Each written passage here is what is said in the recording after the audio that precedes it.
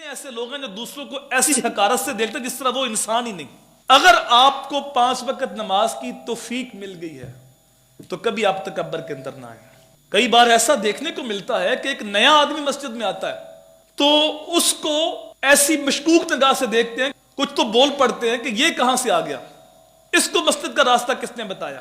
بھئی اگر تجھے 5 وقت نماز کی توفیق ملی ہے, تجھے رب کا شکر ادا کرنا چاہیے کہ مالک تیرا شکر ہے تو نے مجھے توفیق دی, اور اس کے لیے تو دعا کر مالک یہ آ گیا ہے تو اس کو بھی ہمارا ساتھی بنا دے, اس کو بھی 5 وقت نماز کی توفیق دے دے. ہو سکتا ہے اللہ کی نظر میں وہ تو اس سے زیادہ قبول ہو.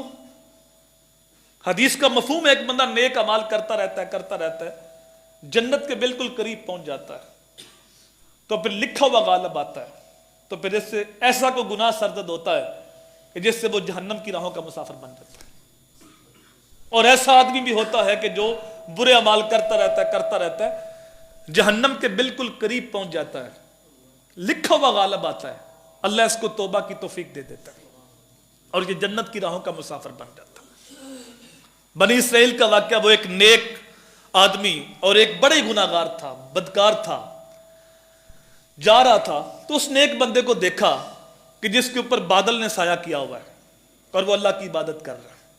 اس کے دل میں خیال آیا کہ یہ نیک ہے, متقی ہے, پرہیزگار ہے, چلو میں اس کی صحبت میں بیٹھتا ہوں تھوڑی دیر, ہو سکتا ہے اللہ میرے اوپر بھی کرم کر دے. اللہ اکبر. یہ خیال بھی اس وقت آتا ہے کہ جب اللہ کا کرم ہونا ہوتا ہے. میری توفیق بھی تیرے کرم کا صدقہ, یہ قدم اٹھتے نہیں اٹھائے جاتے. تو جب وہ اس کے پاس جا کے بیٹھا نیک بندے کے پاس, تو اس کے دل میں یہ خیال آ گیا کہ کہاں میں نیک آدمی اور کہاں یہ گناہگار, میں عبادت کرنے والا, یہ نافرمانیاں کرنے والا. اس کے دل میں یہ خیال آیا تو اس نے اپنے پاس سے اس کو اٹھا دیا کہ تو میرے پاس سے اٹھ جا, تو میرے پاس نہیں بیٹھ سکتا.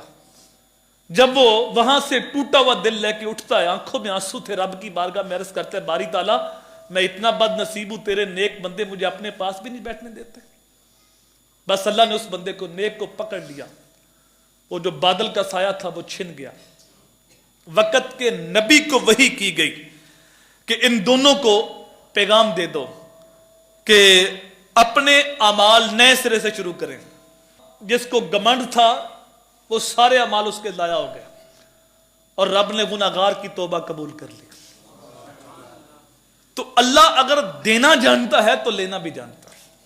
تو کبھی بھی اپنے آپ کو بڑا نہ سمجھے کہ میں 5 وقت نماز پڑھتا ہوں یا میں تہجد پڑھتا ہوں. اگر توفیق مل گئی تو شکر ادا کرے, مالک تیرا شکر ہے تو نے مجھے توفیق دی, تیرا شکر ہے. ہر روز 5 وقت نماز اگر پڑھ لو تو واصف علی واصف کہا کرتے تھے چھٹی نماز شکرانے کی ادا کرو کہ مالک تیرا شکر ہے تو نے مجھے 5 وقت نماز پڑھنے کی توفیق دی, تو 2 نفل شکرانے کے ادا کرو ساتھ. اللہ اکبر. کبھی تکبر کے اندر نہ ہو.